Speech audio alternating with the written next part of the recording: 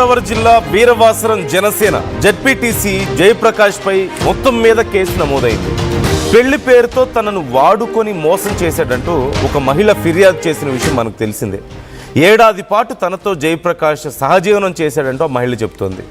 ఇల్లు ఇప్పిస్తానంటూ 10 లక్షలు బంగారం తీసుకున్నాడని, ఇల్లు ఇవ్వలేదు, డబ్బు తిరిగి ఇవ్వడం లేదంటూ ఆరోపణ చేసింది. అమ్మాయిలను తీసుకొస్తే డబ్బులు ఇస్తానని చెప్పాడంటూ కూడా మహిళ చెప్తోంది. తనను తీవ్రంగా కొట్టాడంటూ బాధితురాలు తనకు తగిలినటువంటి ఆ దెబ్బలకి సంబంధించిన గుర్తులు చూపిస్తోంది. జనసేన జెడ్పీటీసీ జయప్రకాష్పై అట్రాసిటీ సెక్షన్ల క్రింద కేసు నమోదైంది. ఆస్తి వివాదంలో తనపై కుట్ర చేస్తున్నారు అంటూ మరోవైపు జయప్రకాష్ చెప్తున్నారు. వైసీపీ హయాంలో జనసేన జెడ్పీటీసీగా జయప్రకాష్ ఎన్నికయ్యారు. అయితే తనను మానసికంగాను, శారీరకంగాను, ఆర్థికంగాను అన్ని రకాలుగా చిత్రహింసలు చేస్తున్నాడు అంటూ ఆ మహిళ చెప్తోంది. భీమవరం గునుపూడికి చెందినటువంటి బాధితురాలు వాపోతోంది. అయితే ఈ అంశానికి సంబంధించి ఈ విషయం బయటకు వచ్చిన తర్వాత జనసేన పెద్దగా రియాక్ట్ అవ్వలేదు. మరోవైపు అతని మీద కేసు పెట్టడానికని వెళ్తే 3 గంటల సేపు పోలీస్ స్టేషన్లో కూర్చోబెట్టి తనని ఇంటికి పంపించేశారు అని చెప్పి ఆ మహిళ చెప్తోంది. కేసు మాత్రం నమోదు చేయలేదని చెప్తున్నారు. మొత్తానికి ఇప్పుడైతే కేసు నమోదైనట్లుగా తెలుస్తోంది.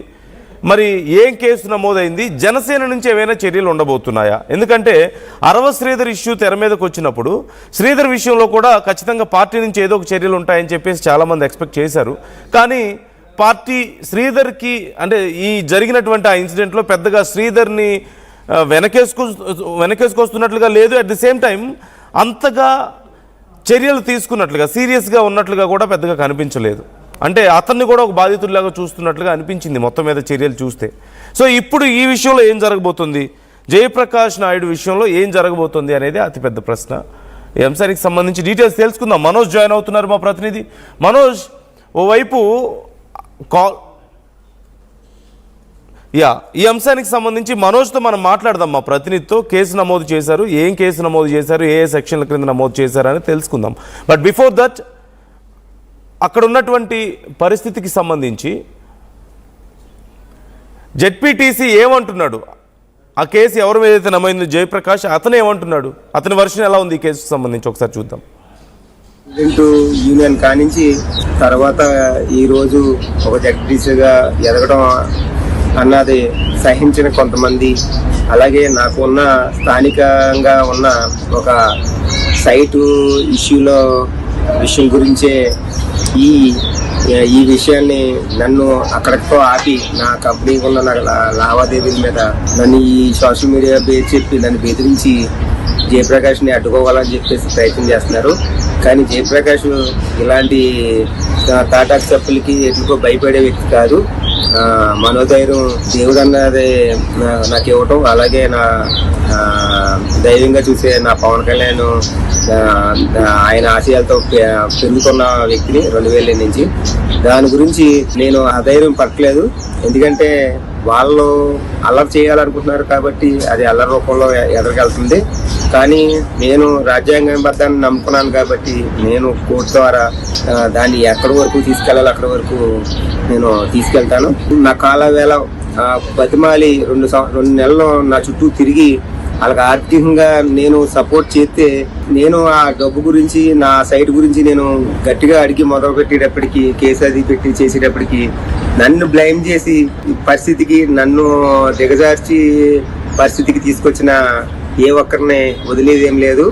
అలా అని ఏదో ఇళ్ళ రోడ్డెక్కి అల్లరి చేస్తే భయపడే వ్యక్తిని జయప్రకాష్ మాత్రం కాదని చెప్పి తెలియజేస్తూ చూస్తున్నాం కదా. ఇలాంటి తాటాకు చప్పుళ్లకు భయపడే వ్యక్తి కాదు ఈ జయప్రకాష్ అని చెప్తున్నారు.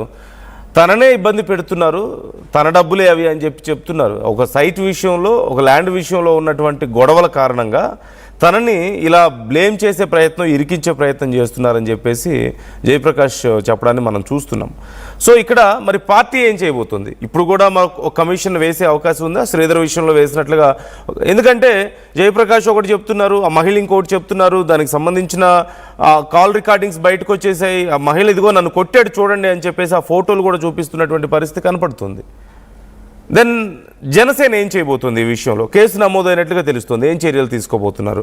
మనోజ్ జాయిన్ అవుతున్నారు, మా ప్రతినిధి. మనోజ్, ఏం కేసు నమోదైంది? ఇప్పుడు ఏం చర్యలు తీసుకునే అవకాశం ఉంది? మరోవైపు జనసేన యాక్షన్ ఎలా ఉండబోతోందా అని చాలా ఉత్కంఠగా ఎదురు చూస్తున్నారు అందరూ. సో ఏం జరగబోతోంది? థ్యాంక్ యూ నందు. ప్రస్తుతం మద్దాల విజయలక్ష్మి ఎవరైతే ఉన్నారో బాధితురాలు, తను పోలీసుల సంరక్షణలో ఉంది.